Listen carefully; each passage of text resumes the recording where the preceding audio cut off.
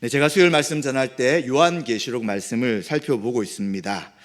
요한계시록 말씀 가운데 이제 조금 두렵기도 하고 또 이게 도대체 어떤 말씀인가라고 하는 부분이 지금 우리가 살펴보는 6장부터 16장까지의 말씀이라고 할 수 있습니다. 지금 6장부터 16장까지는 하나님께서 어떻게 이 땅을 심판하시는가 하는 부분에 대한 말씀입니다. 그런데 우리가 쭉 보다 보면 세 번의 심판이 나타납니다. 인심판, 나팔심판, 대접심판입니다. 그런데 이것은 새로운 사건을 계속해서 시간 순으로 되는 것이 아니라 동일한 하나님의 초림과 재림 사이의 땅에 대한 심판이지만 이 심판을 다양한 관점에서 반복해서 설명한다라고 볼 수 있습니다. 왜 그렇게 볼 수 있냐면 7번째 마지막 심판에 대한 부분, 인도 7번, 나팔도 7번, 그리고 대접심판도 7번째가 동일한 심판을 이야기합니다. 바로 번개들과 소리들과 우레들, 이러한 것으로 최종적 심판에 대한 것이 나타나죠. 그래서 시간 순으로 나타나는 것이 아니라 동일한 하나님의 심판을 다양한 각도에서 지금 3번 이야기한다라고 볼 수 있습니다. 그런데 설명해 나가는 방식은 강도를 좀 다르게 해서 첫 번째, 두 번째, 세 번째로 갈수록 강도가 더 세지고 있습니다. 인심판은 4분의 1을 심판하십니다. 그런데 난팔심판은 또 3분의 1을 심판하시는 것이죠.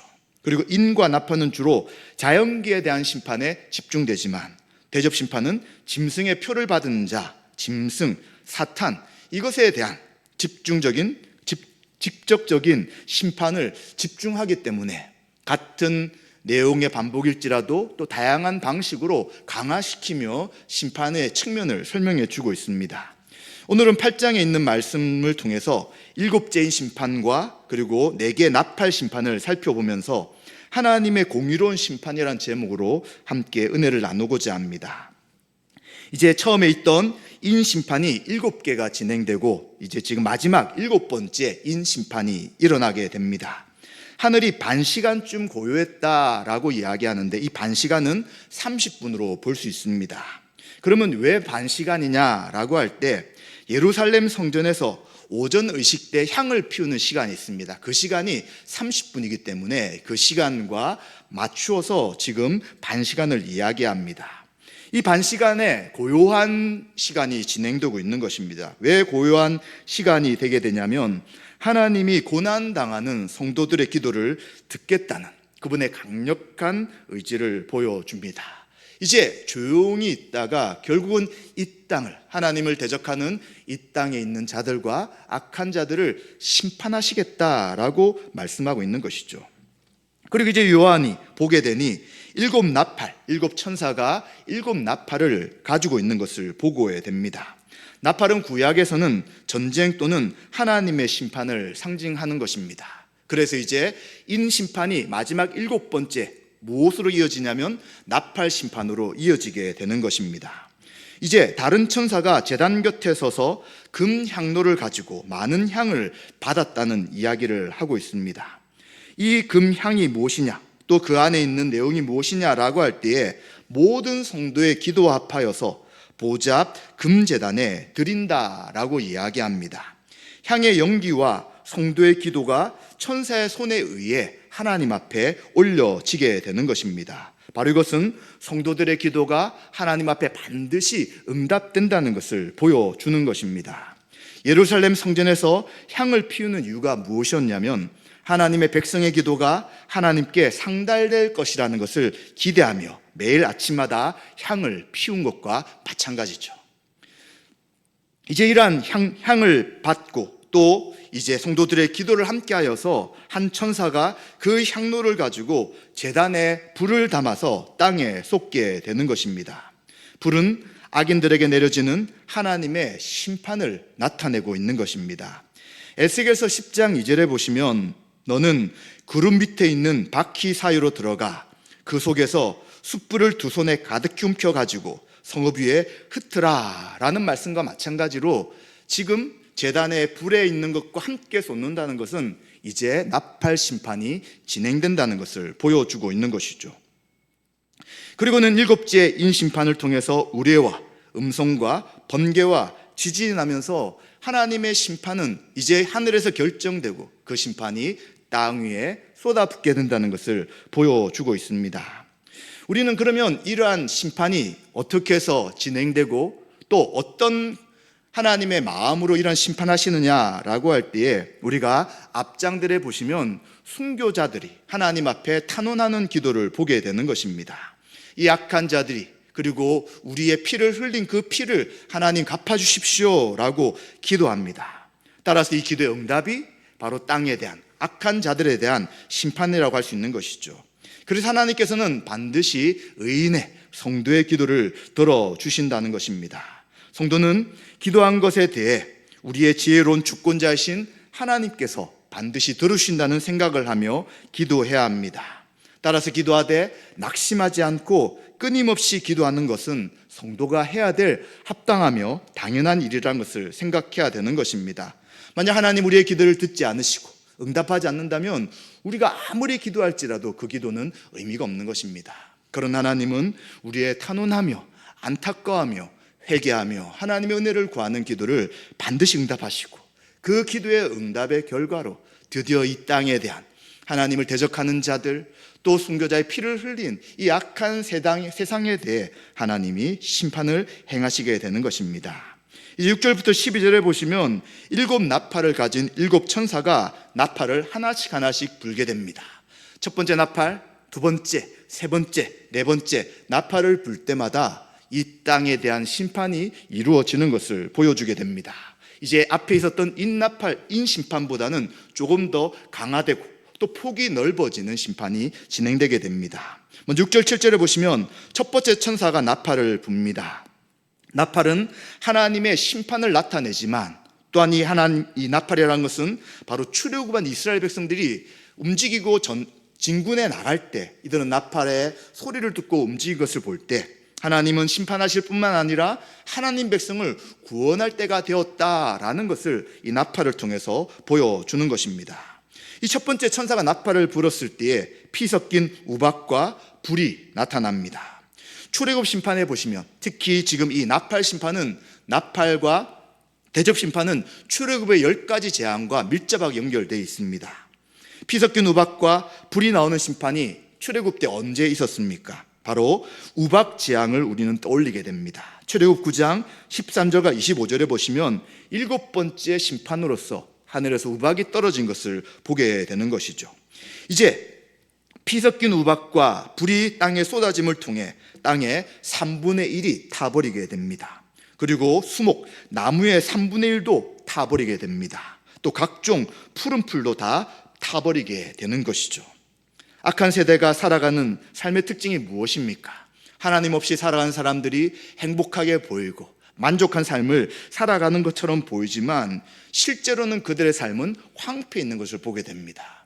이 우박이, 불붙은 우박의 심판을 통하여 바로 그들이 이 땅에서 추구했던 모든 삶이 불타 없어진 험한 것이 된다는 것을 보여주는 것이죠.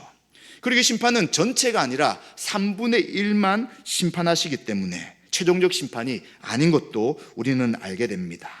그렇다면 왜 하나님께서 그냥 첫 번째 나팔 심판으로 다 세상을 심판하시면 되는데 그러지 않고 일부분만 심판하십니까? 하나님 여전히 악한 자들뿐만 아니라 성도들뿐만 아니라 악한 자들에게도 해와 비를 주시는 일반 은총을 주신다는 것입니다. 그래서 지금 우리들은 왜 예수 그리스도를 믿지 않고 또 악을 행하는 자들이 아직도 저렇게 잘 살고 있는가에 대한 의문을 가질 때가 있습니다. 그러나 주님은 아직도 그들에게 기회를 주시는 것이죠. 회개할 기회를 주시고 복음을 듣고 돌아올 기회를 주시는 것입니다. 그래서 비와 해를 모든 자에게 주시는 것처럼 하나님이 이 심판을 진행하시되 전체를 하는 것이 아니라 조금씩 하면서 돌아올 수 있는 기회를 주시는 것을 우리는 생각해야 합니다. 또 8절 9절에 보시면 둘째 천사가 나팔을 뿌 하고 불게 됩니다. 이제 불붙는 큰 산과 같은 것이 바다에 던져지게 됩니다. 이렇게 될 때 바다의 3분의 1이 피가 되게 됩니다. 자연에 대한 심판을 보게 되는 것이죠. 바다 가운데 있는 생명 가진 피조물들의 3분의 1의 죽음을 통해 자연계 심판이 일어나게 되는 것입니다. 또 그것뿐만 아니라 바다에 그러한 재앙이 일어나니까 배들의 3분의 1이 깨어지게 됩니다. 배에 있던 인간들에 대한 심판도 당연히 일어나게 되는 것이죠. 아마도 이것은 산이 폭발하는 화산 폭발 같은 그러한 것을 묘사한다고 생각해 볼 수 있습니다. 그런데 예레미야 51장 2절에 25절에 보시면 하나님께서는 이 바벨론을 불탄 산이 되게 할 것이다 라고 말씀하고 있는 것입니다. 그리고 또 출애굽기 7장에 보시면 모세를 통해 재앙을 내리실 때 나일강이 피로 변했던 첫 번째 심판과 이 심판이 연결된다고 볼 수 있는 것이죠. 그래서 이 바벨론이라는 것은 하나님을 대적하는 그 나라, 하나님을 대적하는 자들의 상징적인 모습입니다. 그것이 불타 없어지게 되고 재앙을 만날 것을 이야기하는 것이죠. 이제 10절과 11절에는 셋째 천사가 나팔을 불게 됩니다. 햇불같이 타는 큰 별이 하늘에서 떨어지죠. 운석이 하늘에서 떨어지는 것 같은 모습을 보여줍니다. 고대 사람들은 이 운석은 무엇이냐? 파멸의 징조로 인식을 하였습니다. 즉 자연적 재앙이 일어나는 종말적 심판이 있을 것을 보여주는 것이죠. 이 일로 인해서 강들의 3분의 1과 여러 물샘에 떨어지게 되는데 이 별의 이름을 쓴쑥이다라고 이야기합니다. 그리고 물의 3분의 1이 쓴쑥이 되게 됩니다. 그리고 그 물이 쓴물이 되어서 많은 사람이 죽음에 이르게 되는 것이죠. 이 별이 쑥 같은 역할을 해서 물 3분의 1을 오염시키며 그 물을 먹어야 되는 수많은 사람들이 고통을 당하게 되는 것입니다. 이것도 예레미야 9장 15절에 보시면 내가 그들 곧 이 백성에게 쑥을 먹이며 독한 물을 마시게 하고 라고 말씀하면서 곧 물의 오염이란 것은 땅의 황폐함을 상징적으로 보여주고 있는 것이죠. 인간의 죄로 말미암아 자연세계는 타락하게 되고 오염되게 되었습니다. 또한 하나님의 심판은 사람들이 생존하는 필요한 바로 물에도 영향을 미친다는 것을 보여주는 것이죠. 그래서 이러한 심판이 있을 때 하나님 앞에 회개하고 엎드려야 되는 것이 이제 우리 인간들의 모습인 것이죠. 그런 하나님이 어디 계시느냐? 이것은 그냥 우연히 일어난 일이지라고 하며 여전히 악한 마음으로 살아간다면 그들이 당하는 고통은 더 강해지고 더 힘들고 어려운 삶을 살아가게 된다는 것입니다. 그리고 12절에는 이제 넷째 천사가 나팔을 불게 됩니다. 해 3분의 1, 달 3분의 1, 별들의 3분의 1이 타격을 받게 됩니다. 그리고 그 3분의 1이 어두워졌다라고 말씀합니다. 낮 3분의 1이 빛을 잃었고 밤도 그렇게 되었다라고 말씀하죠. 이 재앙도 출애굽에 있었던 재앙과 또 비교될 수 있습니다. 바로 출애굽에 있는 10장의 말씀처럼 애굽을 삼켰던 어둠의 재앙, 9번째 재앙과 비슷한 재앙이라고 할 수 있는 것이죠. 그렇다면 이러한 재앙이 실제 해와 달과 우주에 일어나는 그러한 눈에 보이는 현상이냐라고 할 때 그렇지 않을 수 있습니다. 왜냐하면 이사야서 13장 10절에도 뭐라고 말씀하냐면 하늘의 별들과 별무리가 그 빛을 내지 아니하며 해가 돋아도 어두우며 달이 그 빛을 비추지 아니할 것이로다 라고 말씀했습니다. 이미 구약의 선지자들이 이 우주적 현상 그를 이야기했지만 지금 역사적으로 볼 때 문자적으로 성취되지 않았습니다. 그렇다면 이 구약의 이러한 표현들은 어떨 때 이렇게 이야기했냐면 바로 이 세상에 있는 악한 열방들, 하나님을 대적하는 나라들이 하나님의 심판을 받을 때 이러한 우주와 천체의 지변이 일어난다는 이런 표현들을 많이 쓰게 되는 것입니다. 마찬가지로 이 네 번째 천사의 나팔이 천체에 있는 이러한 것들이 사라지고 움직인다는 이런 의미보다는 하나님을 대적한 나라들과 하나님을 대적하는 힘 있는 자들과 그리고 하나님을 대적했던 사람들이 이제는 한 명씩 그 심판으로 인하여 자기의 교만함을 드러낼 수 없다는 것을 말해주고 있는 것입니다. 그래서 왜 하나님이 그러면 이러한 심판을 하나씩 보여주시겠습니까? 바로 최종적 심판이 있다는 것을 보여주기 위함입니다. 그냥 사람들이 스스로 문명을 이루어 나가고 하나님 없어도 모든 것을 다 할 수 있다고 착각하는 그들에게 인간 스스로 할 수 없는 하나님의 진노와 심판이 있다는 것을 보여주며 마지막 심판이 이르기 전에 회개하고 하나님 앞에 돌아올 것을 보여주는 말씀이라고 할 수 있는 것이죠. 자, 그러면서 이제 13절에 보시면 천사들이 이제 불어야 될 나팔이 있다고 이야기하면서 이 땅에 있는 자들에게 화가 있다고 선언하고 있습니다. 네 번의 나팔은 불었지만 아직 세 번의 나팔이 남아있기 때문입니다. 그래서 공중에 날아가는 독수리가 큰 소리로 외칩니다. 땅에 사는 자들에게 화가 있을 것이다 라고 이야기하는 것이죠. 독수리는 무엇의 상징입니까? 죽음과 파멸의 징조이죠. 시체가 있는 곳에 독수리들이 항상 모이는 것처럼 바로 땅에 사는 자들에게 삼중적인 아직 세 번의 심판이 더 남아있다는 것을 말해주고 있는 것입니다. 그래서 이 심판의 대상이 땅에 있는 사람이라는 것을 우리는 잘 생각해야 합니다. 바로 하늘에 가는 자들과 대조되는 표현인 것이죠. 하늘에 가는 자들이 누구입니까? 바로 예수 그리스도를 믿고 하나님을 의지하며 믿음으로 사는 사람들이 비록 이 땅에서 살아가지만 우리는 하늘에 사는 사람들로서 하나님 앞에 살아가는 존재입니다. 그러나 땅에 사는 사람들은 땅에 실제로 살 뿐만 아니라 그들은 땅에 있는 것을 바라보고 하나님을 잃어버리며 마음대로 살아가며 악을 행하는 자들을 땅에 있는 사람들이라고 이야기할 수 있는 것이죠. 그들은 짐승에게 경배합니다.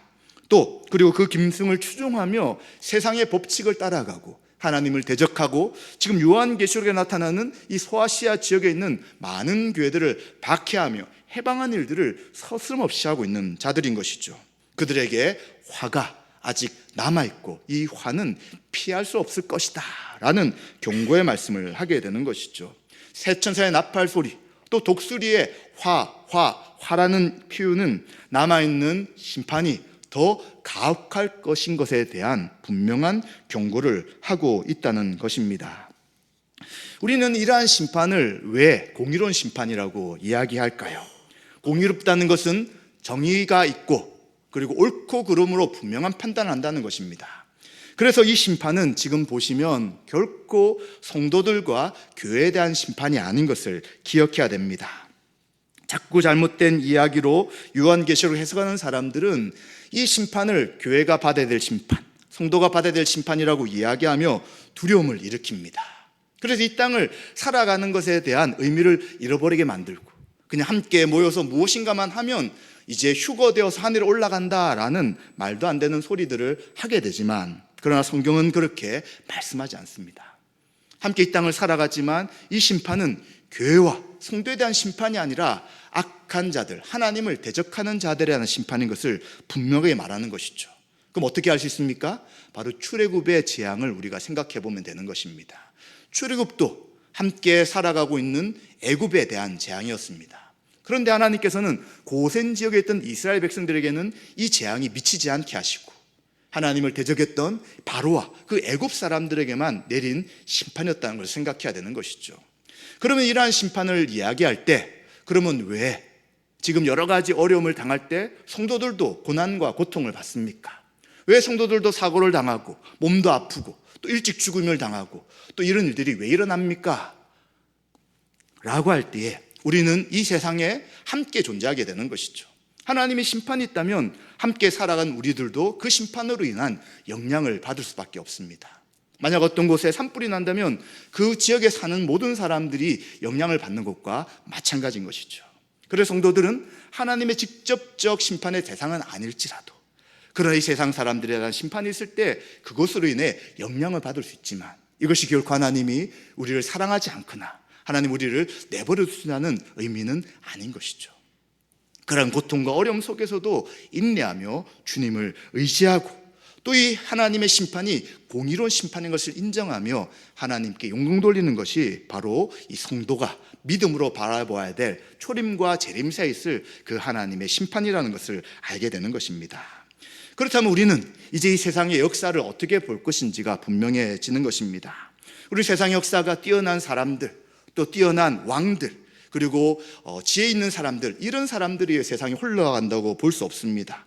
하나님은 그들에게 허락하시고 또 일반 은총을 주시며, 그런 하나님의 모든 역사는 하나님의 뜻 가운데 움직여 나간다는 것을 기억해야 합니다. 그래서 우리는 모든 세상의 역사 가운데 또 하나의 흘러가는 역사는 하나님의 구원의 역사인 것이죠. 하나님께서 하나님 백성들을 구원하시고 그들을 이끄시며 그들을 보호하시며 이 심판받을 세상 속에서도 그들과 함께 하심을 통해 하나님의 살아계심을 나타내는 것이 바로 하나님의 구원의 역사인 것입니다. 그래서 우리는 믿음의 눈을 가지고 세상의 역사 가운데 하나님이 어떻게 움직여 나가시는지를 분명히 인식하며 살아갈 때 우리는 세상을 의지하며 그것에 휩쓸려 살아가는 것이 아니죠. 세상 사람들은 하나님 없이 자신이 왕과 주인이 되어 살아갑니다. 자신이 최고이며 자신 외에 아무것도 없다고 생각합니다. 그러나 그들이 만들어가는 문화는 무엇입니까? 문명은 무엇입니까? 결국 사람을 죽이고 사람을 괴롭히며 그리고 결국은 모든 사람들이 함께 무너진 일들을 택하는 어리석은 모습을 우리는 인간의 역사 가운데 보게 되는 것입니다. 그런데 하나님 역사는 무엇입니까? 무너지고 죽고 없게 하는 것이 아니라 살리고 일으키시며 생명을 주시며 참된 하나님 백성으로 구원케 하시는 구원의 역사를 일으키신 것이 바로 하나님의 역사가 되는 것입니다. 그래서 우리는 이러한 세상 역사 가운데 끊임없이 이어지고 계속해서 역사하시는 하나님의 구원의 역사를 바라볼 때 우리 낙담하지 않고 도리어 살아계신 하나님을 찬양하며 그 하나님을 높이며 살아갈 수 있다는 것입니다. 이것을 우리가 분명히 안다면 이제 우리는 세상 속에서 어떻게 살아갈까요? 세상의 가치관과 방향과 그들이 하고자 하는 그 삶을 우리는 따라가지 않습니다. 왜냐하면 하나님이 하실 일이 무엇인지를 알기 때문에 우리는 그 하나님의 뜻을 의지하며 주님이 우리에게 주신 그 말씀대로 세상 속에서도 살아가게 되는 것이죠. 교회 안에서 서로 사랑하며 교회를 세워나가는 것은 당연한 것이고요. 또 이제는 그러한 교회로 살아감을 통하여 세상 속에서 하나님이 주신 그 은혜와 사랑을 통해 소금과 빛의 역할을 감당해 나가는 것입니다. 당신들은 왜 그렇게 특별하게 살려고 합니까? 왜 당신들은 우리와 똑같이 살아가지 않습니까? 라고 이야기할지라도 우리의 역할은 그들에게 예수 그리스도의 빛과 소금이 무엇인지를 분명하게 이야기하는 것이 우리의 사명이 되는 것입니다. 이번에 한 청년과 신방을 좀 하면서 대화를 나눴었는데 직장에서 겪는 어려움을 이야기하는 것입니다. 많은 사람들이 술 마시고 또 술 마시는 가운데 이야기하면서 어떤 것을 따오고 그리고 술을 마시지 않는 상황에서는 그곳에 들어갈 수도 없고 또 그 지휘하시는 분들 상관들의 이야기를 제대로 듣지 않는다면 그 세계에서는 아예 왕따될 수밖에 없는 그러한 참혹하고 냉혹한 사회 현실을 이야기하는 것입니다. 처음에는 이제 너무 안 좋고 너무 불합리한 것이기 때문에 그 세계에서 떠나야 되겠다라는 생각도 했지만 지금은 그런 생각을 하지 않는다는 것입니다.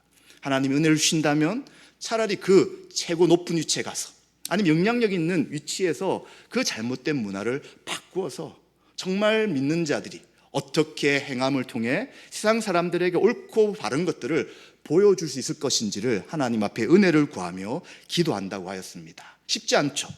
이미 해오던 악한 일들을 우리가 막았을 때 그 일은 결코 쉬운 일이 않습니다.